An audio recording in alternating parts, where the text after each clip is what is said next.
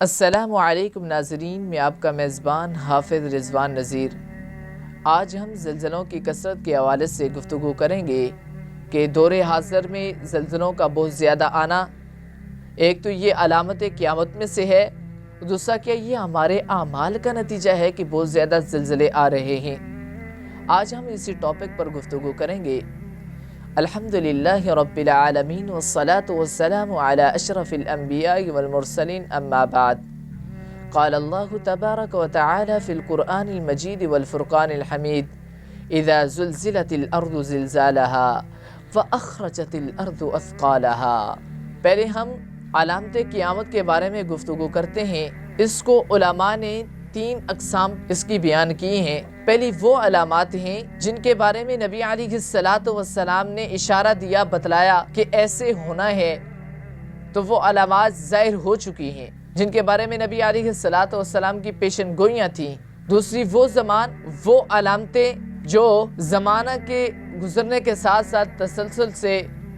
پے در پہ ظاہر ہو رہی ہیں، جیسے زلزلوں کا آنا۔ تیسری وہ علامتیں جو ابھی تک ظاہر نہیں ہوئیں لیکن انہوں نے عنقریب ظاہر ہونا ہے، جیسے دجال کا آنا، عیسیٰ علیہ السلام کا نزول ہونا، یاجوج ماجوج کا آنا۔ تو یہ علامات ابھی ظاہر نہیں ہوئیں، انہوں نے ظاہر ہونا ہے۔ پہلی اور جو دوسری قسم ہے، ان کو کہتے ہیں علامات صغریٰ، جو ابھی ظاہر ہو رہی ہیں اور جو ظاہر ہو چکی ہیں انہیں کہتے ہیں علامات صغریٰ۔ اور جو انہیں ظاہر ہونا ہے، جو بڑی علامات ہیں، جس طرح کہ سورج کا مغرب سے طلوع ہونا، تو یہ علامت کبریٰ ہیں۔ اب آ جائیں کہ آج اس زمانے فی زمانہ اگر ہم دیکھ لیں تو زلزلے کا جو ہم جس ٹاپک پر ہم آج گفتگو کرنا چاہ رہے ہیں وہ ہے زلزلہ۔ بہت زیادہ زلزلے آ رہے ہیں، کبھی پاکستان میں زلزلہ، کبھی عراق میں زلزلہ، کبھی فلسطین میں زلزلہ، اور کبھی ترکی کی عمارتوں کو، جن کو ہم یہ سمجھتے تھے کہ بڑی مضبوط ہیں، بڑی مضبوط سڑکیں ہیں، تو ہماری آنکھوں نے دیکھا، ہمارے کانوں نے سنا کہ ان کو اللہ تعالیٰ نے کیسے زمین بوس کر دیا، کیسے اللہ تعالیٰ نے ان کو تباہ و برباد کر دیا، کیسے اللہ تعالیٰ نے ان کو ملیہ میٹ کر دیا۔ بہرحال نبی علیہ الصلاۃ والسلام نے فرمایا تھا: لا تقوم الساعة حتی یقبض العلم۔ اس وقت تک قیامت قائم نہیں ہوگی جب تک کہ علماء کرام کو اٹھا نہ لیا جائے، علماء کرام کو قبض کر لیا، یعنی کہ علماء کرام دنیا سے جانے لگیں گے۔ آج آپ نے دیکھا ہوگا، میں نے بھی دیکھا ہے کہ کبھی کہاں سے ہمیں خبر مل رہی ہے کہ فلاں عالم صاحب دنیا سے چلے گئے، فلاں عالم صاحب دنیا سے جا رہے ہیں۔ تو یہ علماء کا اٹھنا، علماء کا دنیا سے جانا، یہ قیامت کی نشانی ہے۔ وَيَكْثُرَ الزَّلَازِلُ وَتَكْثُرَ الزَّلَازِلُ، اور کثرت سے زلزلوں کا پے در پہ آنا، یہ بھی قیامت کی نشانی ہے۔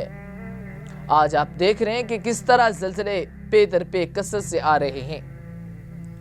اور فتنے ظاہر ہو جائیں گے۔ نبی علیہ الصلاۃ والسلام نے یہ بھی فرمایا کہ فتنے ظاہر ہو جائیں گے، اور وَيَكْثُرَ الْحَرْجُ، اور کثرت سے قتل و غارت گری کا بازار گرم ہو جائے گا۔ آپ نے دیکھا ہوگا کہ آج کتنی زیادہ قتل ہو رہے ہیں،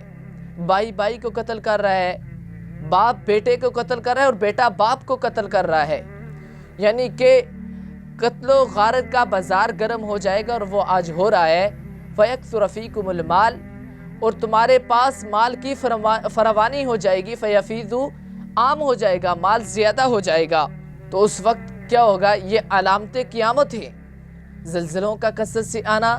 علماء کا دنیا سے اٹھ جانا، اور مال کا زیادہ ہو جانا، اور قتل و غارت کا بازار گرم ہو جانا، قتل کا زیادہ ہو جانا، یہ علامت قیامت میں سے ہیں۔ اب جہاں پر جو زلزلوں کا زیادہ آنا ہے، اب ہم بات کرتے ہیں کہ زلزلے کیوں آتے ہیں۔ سیدنا کعب بن عجرہ رضی اللہ تعالی عنہ فرماتے ہیں انما زلزلت الارض اذا عمل بها بالمعاصی، زمین میں اس وقت زلزلہ آتا ہے، زمین اس وقت ہلنے لگتی ہے جب زمین کے اندر اللہ کی نافرمانی والے کام کیے جائیں۔ فَتُرْعِدُ فَرْقًا مِّنَ الرَّبِّ جَلَّ جَلَالَهُ، تو وہ اپنے رب کی ہیبت سے، وہ اپنے رب کے ڈر کی وجہ سے وہ ہلنے لگتی ہے، اس میں زلزلہ برپا ہو جاتا ہے۔ یہاں پر ایک نقطے کی بات میں آپ کو بتلاتا چلوں کہ جو زمین ہے، اگر دیکھا جائے تو انسان سے زیادہ طاقتور ہے، بڑی مخلوق ہے اللہ تعالیٰ کی، تو زمین کے اندر جب برائی ہو رہی ہے تو وہ اللہ تعالیٰ سے ڈر گئی ہے، اس ڈر کی وجہ سے وہ زمین میں زلزلہ برپا ہو گیا، زمین میں خشیت طاری ہو گئی جس کی وجہ سے وہ ہلنا شروع ہو گئی۔ لیکن یہ انسان جو زمین سے بہت زیادہ کم تر ہے، بہت زیادہ کمزور ہے، لیکن اس کو کوئی خوف نہیں کہ اس نے اپنے رب سے جا ملنا ہے، اسے خوف نہیں کہ اس نے اللہ تعالیٰ سے ملاقات کرنی ہے، اسے خوف نہیں کہ اس نے قبر دیکھنی ہے، اسے خوف نہیں کہ اس نے حشر میں اللہ تعالیٰ کو منہ دکھانا ہے، اسے خوف نہیں کہ کیا اس کے اعمال کی وجہ سے اسے اگر جہنم میں پھینک دیا جائے، اسے خوف نہیں۔ سیدنا انس رضی اللہ تعالی عنہ بیان کرتے ہیں، میں اور میرا ساتھی ایک بار سیدنا عائشہ صدیقہ رضی اللہ تعالی عنہا کی خدمت میں حاضر ہوئے اور جا کر کے کہا سیدہ عائشہ صدیقہ رضی اللہ تعالی عنہا سے کہ آپ ہمیں زلزلوں کے سبب کے متعلق، اس کے حکمت کے متعلق کچھ بتلائیے۔ تو سیدہ عائشہ صدیقہ رضی اللہ تعالی عنہا فرماتی ہیں، اذا استباح الزنا، جب دنیا والے زنا کو مباح سمجھنے لگیں، زنا کو حلال سمجھنے لگیں، اور یہ بات کوئی دور کی نہیں ہم کر رہے، یہ بات کوئی ایسی نہیں ہے کہ آپ نہیں جانتے اس بات کو، دکھ تو اس بات کا ہے کہ ہمارے ملک پاکستان کے اندر جو کلمہ طیبہ لا الہ الا اللہ محمد الرسول اللہ کی بنیاد پر بنا تھا، اس کلمے کی وجہ سے